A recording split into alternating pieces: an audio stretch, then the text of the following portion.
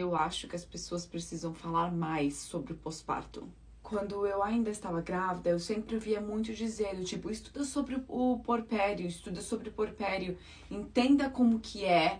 Só que quando eu procurava, quando as pessoas relatavam, principalmente nos vídeos da internet, todo mundo só falava isso, se prepara para o porpério porque não é fácil, mas ninguém falava o que é ao certo, o que acontece com o nosso corpo. Eu sou uma pessoa que precisa entender cientificamente o que está acontecendo com o meu corpo para que as coisas façam sentido. Quando você tem o seu bebê e a placenta solta, isso manda uma mensagem para o seu cérebro que despenca muitos hormônios que estavam extremamente altos durante a gravidez. Eu vou ler aqui porque eu não lembro todos, mas esse aqui é o artigo. Ele tem alteração dos hormônios cortisol, progesterona, estrogênio, glicocorticoides e hormônios liberador de corticotrofina, que pode causar depressão pós-parto. Quando a gente está grávida, nosso corpo bombardeia a gente de hormônio. Basicamente, uma vantagem evolutiva para que o animal tenha afeto pela prole e continue a proliferação da espécie. Isso explica, por exemplo, porque os pais acham os bebês recém-nascidos a coisa mais linda do mundo. E depois de alguns meses, eles voltam, olham nas fotos e falam: ele não era tão lindo quanto eu lembrava. São justamente esses hormônios que fazem a gente ter um afeto e um apego muito maior pelo bebê. Só que o que acontece com o nosso corpo quando ele para de bombardear a gente com essa quantidade gigantesca de hormônio? Sim. Isso mesmo, o nosso corpo sofre. Até mais ou menos as 2 primeiras semanas após o pós-parto, eles têm o que chamam de baby blues, que os sintomas são muito parecidos com uma depressão. Você fica muito triste, emotiva, estressada, se sentindo culpada e todos os milhares de outros sentimentos dentro de você. São cerca de 90% das mulheres que apresentam baby blues no pós-parto.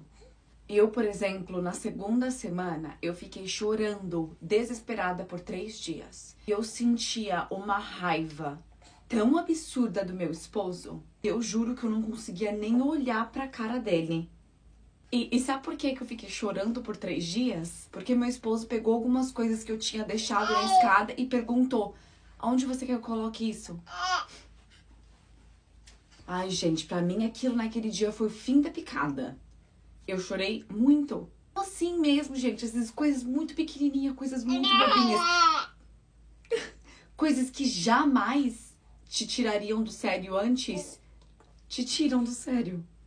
Se os sintomas ficarem mais intensos e se manterem após essas 2 primeiras semanas, é bom você procurar a ajuda de um especialista, porque pode ser que você esteja com início de depressão pós-parto. Eu adoraria falar pra vocês que os desafios acabaram depois das 2 primeiras semanas pós-parto, mas na realidade não é assim não. A privação do sono dos pais no pós-parto é um dos principais motivos de divórcio entre os 2 primeiros anos de vida após eles terem o primeiro filho. Isso é assustador. Nós estávamos muito mais reativos, explosivos. Coisa que pra gente antes resolvia muito fácil, coisa que a gente nunca discutia. Agora tudo era motivo de se estressar. Eu cheguei aí na terapia e a psicóloga falou que basicamente o que eu tava era exaustão. Eu estava exausta. Então juntou a exaustão com os baixos níveis hormonais e vocês criam a Stephanie. Uma pessoa que antes era extremamente doce e paciente para uma pessoa que estava reativa e meio que achando que tudo que ele estava fazendo era errado. E sabe qual é o pior? Que quando eu tava grávida, eu senti muito medo disso. Eu falei pro meu esposo diversas vezes que a gente deveria se preparar, que a gente deveria estudar mais, que a gente deveria conversar, que o pós-parto não era fácil, que não seria fácil. E eu acho que o problema dele foi falar: tá tudo bem, a gente se ama, a gente vai dar tudo certo, nada vai acontecer. Você tá exausta, o amor não é suficiente. Você precisa de paciência, que é uma coisa que você não tem naquele momento. O esposo chegou a falar pra mim assim: eu não vejo a hora de ter a minha esposa e minha melhor amiga de volta. Eu não quero ter outro filho. Eu sinto falta de você.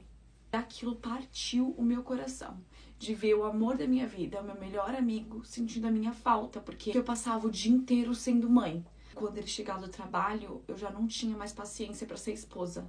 Só que uma das coisas que eu admiro particularmente no meu relacionamento é a nossa comunicação e a nossa força de vontade de fazer as coisas darem certo. A partir do momento em que ele falou que sentia minha falta, em que eu não chegava mais perto dele, que eu não abraçava ele, eu fiquei lembrar de quem eu era. Fez eu lembrar que aquilo que estava acontecendo, aqueles sentimentos que eu estava sentindo, aquele estresse, não era eu, sabe? Então toda vez em que eu começava a me estressar por algum motivo besta, eu respirava fundo, eu dava um tempo pra mim absorver, porque é normal, a gente precisa de tempo também pra absorver as informações, a gente precisa se dar tempo da gente se estressar, da gente chorar, mas a gente precisa entender que tudo isso é passageiro, que essas coisas não definem quem a gente é. Então, com muita conversa, com muita calma, com muita exercício de respiração, as coisas foram voltando ao normal. Eu fui voltando a ser carinhosa com ele foi voltando a estar mais presente, porque antes eu meio que excluía ele, sabe? Eu excluía ele, eu só queria ficar com o bebê. E aquela fase gostosa em que você se orgulha da família que você tem, tá acontecendo agora. E eu tô tão orgulhosa do pai que ele é tão maravilhoso. Ele tá de licença paternidade, né?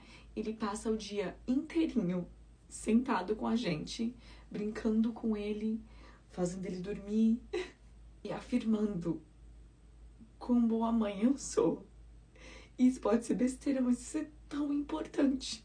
Acho que quando a gente vira mãe, é muito importante ter essa confirmação, sabe? E ter a confirmação da pessoa que você mais ama no mundo é sensacional.